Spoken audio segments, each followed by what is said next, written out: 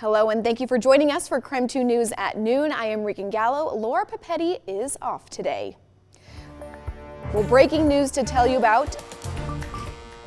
Just about an hour ago, President Donald Trump announced a 90-day pause on tariffs for dozens of countries that were set to go into effect today. Take a look at the stock right now. It is up just under 6% with 2,100 points. That has been moving pretty much all morning since this announcement. However, the big exception to today's tariffs pause, though, is China. The president now says tariffs on China will rise to 125%. Beijing reacted by saying it was hiking retaliatory tariffs from 34% to 84%. President Trump says leaders from Japan and South Korea are headed to the U.S. to negotiate relief from tariffs. Vietnam and Zimbabwe have said they would scrap tariffs on U.S. products. And the EU has said it will eliminate tariffs on industrial goods and cars if the U.S. does the same. Of course, we'll be following this story throughout today on KREM 2 News and KREM.com. Well, our other big story today at this hour is Bryan Kohberger, the man accused of killing 4 University of Idaho students in November of 2022. Kohberger is appearing in court for hearings that could have a huge impact on the outcome of his trial. And the court right now is taking a lunch break, but the hearings will determine what evidence the jury will see when the trial starts later in August this summer. The defense is trying to block certain evidence. Some of those items are going to be Amazon purchases, including a K-bar knife, sheath, and sharpener. Prosecutors say investigators found a matching sheath at the crime scene with Kohberger's DNA on it, but the defense says the knife sheath could have been planted. The defense also challenges the 911 call made by the surviving roommates' phones, arguing it contains hearsay that should not be included at trial. Prosecutors say the call qualifies as an excited utterance under Idaho rules of evidence and should be played during the trial. Text messages between surviving roommates are also in dispute. Defense attorneys argue that if these texts are admitted, all cell phone records should be presented to show the complete picture.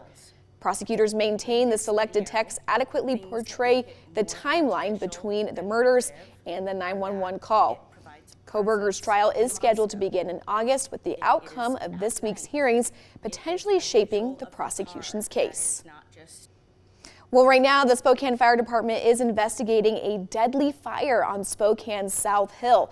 A woman and her 2 dogs were found dead at West 27th Avenue. KREM 2's Brandon T. Jones has been at the scene earlier this morning and brings us the latest. Well, the fire trucks may be off the scene right now, but what you can see and what is likely to take place for several days are neighbors processing what exactly took place here.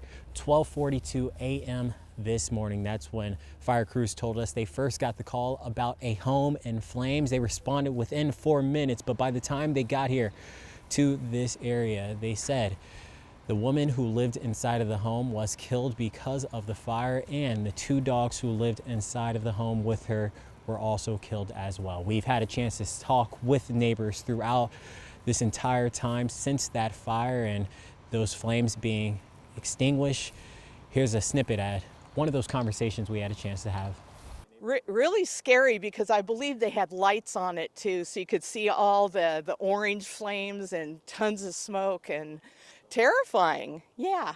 So the investigation is likely going to continue to take place throughout much of this day. Once we have any information about what exactly caused that first spark or those first flames, we'll continue to keep you updated as well. But again, what we do know is that 1 woman was killed because of an early morning fire and 2 dogs were killed as well. For now, reporting here in Spokane, Brandon T. Jones, KREM 2 News.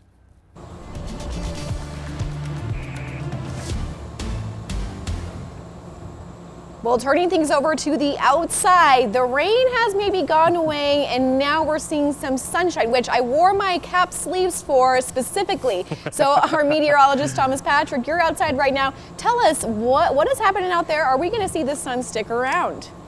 Yeah, absolutely, Regan. Today's looking like an awesome day, though the short sleeves might even do you better tomorrow when it gets even warmer yet. I love to see all these fair weather cumulus clouds. This, of course, our view out at Lake Coeur d'Alene. You might even see a few of the clouds actually behind the green screen in the set right here. Fair weather cumulus clouds mean that the sunshine warming us up, just grabbing some of those air parcels and them to lift a little bit to form some clouds. But since our air is completely stable, there's no energy or instability, they just stay that way as little puffy cumulus clouds in the sky. They're not really going to spit out any kind of rain or thunder because there's no energy to work with. We're at 50 degrees right now in Spokane, 53 in Coeur d'Alene. You see the sunshine already starting to come right back out from behind one of those clouds. 49 as well in Pullman. So it looks actually pretty pleasant, pretty comfortable. And in the sunshine feels really nice. In the shade, maybe a little bit cooler out there, but nothing happening on Doppler radar all throughout the inland northwest. So instead, it's just about, well, when are we going to get some really warmer days? Because the trend is generally uphill for the inland northwest, though not perfectly so. So coming up, I'll show you which days are not only going to be in the 60s, but 70s, but balance those out with which days and nights.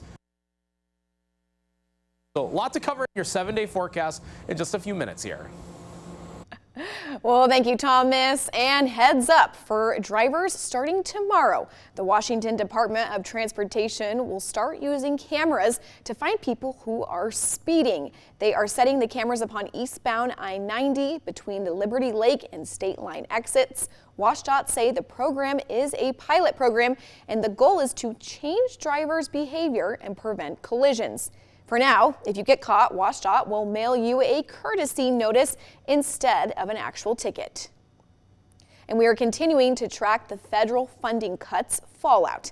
Yesterday, students and faculty at Washington State University protested against the current administration. Protesters say the potential state and federal cuts impact their ability to do research.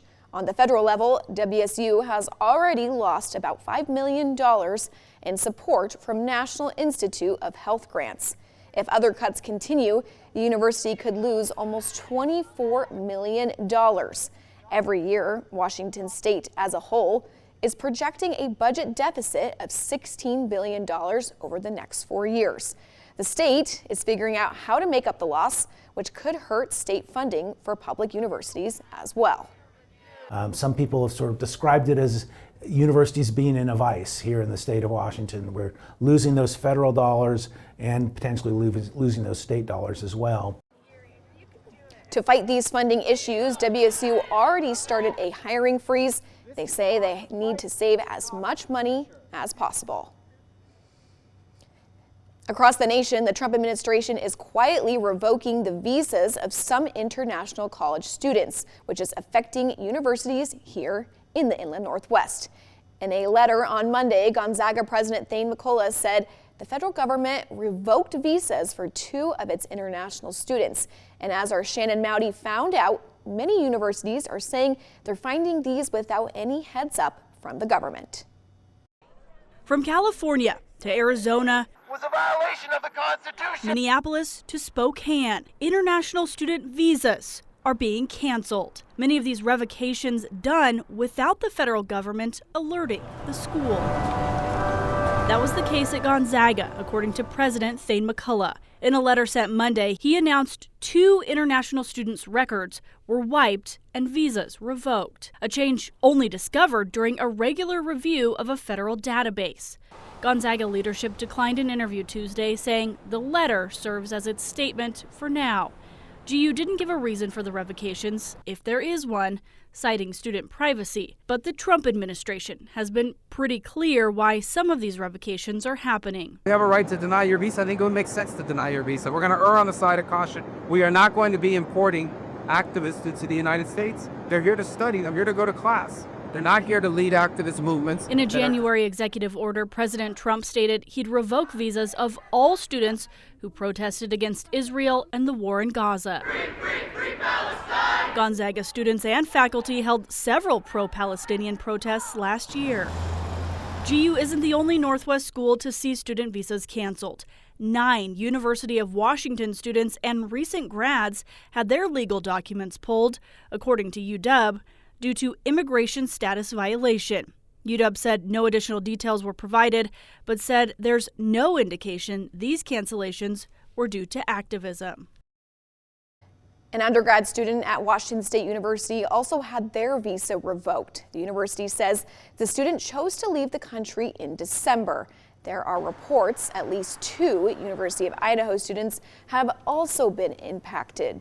U of I did not return our request for information, and Eastern Washington University says they are checking student records on the database daily. So far, no current students have been affected.